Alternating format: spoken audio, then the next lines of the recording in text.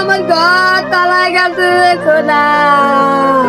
বন্যার কারণে শুধু ঘরবাড়িরই ক্ষতি হয় না, ক্ষতি হয়েছে বিভিন্ন গবাদি পশু ও প্রাণীর। তো চলেন এই বর্ষার মৌসুমে আমাদের এলাকার কি করুণ অবস্থা তা আপনাদের মাঝে তুলে ধরি।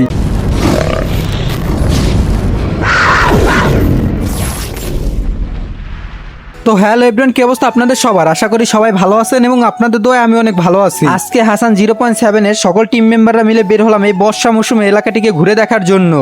আমাদের এলাকায় প্রচুর পানি হয়েছে। এই বর্ষাকালের মৌসুমে আমাদের এলাকায় আজকে সবচেয়ে বেশি পানি হয়েছে। এই পানির কারণে আমাদের এলাকার রাস্তার বিভিন্ন অংশ তলিয়ে যায়, যা এলাকায় বসবাস করা লোকগুলোর জন্য খুবই কষ্টদায়ক। আমাদের এলাকায় ঝড়ের জন্য কলা গাছগুলো পড়ে গেছে। শুধু কলা গাছই না, ঝড়ের কারণে তলিয়ে গেছে বিভিন্ন মানুষের বসত ভিটাও। আর এই বসত ভিটা তলানোর কষ্ট সেই বুঝবে যারটা তলিয়েছে।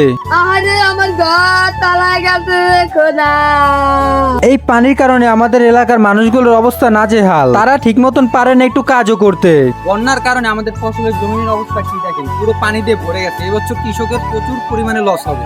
চারদিকের মাঠঘাট পানি দিয়ে ভরে থাকার কারণে গবাদি পশুর দেখা মিলেছে খাবারের সংকট, এবং কি গবাদি পশুর বাসস্থানও পানি দিয়ে তলিয়ে গেছে। এভাবে পানি যদি আমাদের এলাকার বেশ কয়েকদিন থাকে তাহলে আমাদের এলাকায় দেখা মিলবে বিভিন্ন ধরনের আর্থিক সমস্যা। পানির কারণে কি অবস্থা?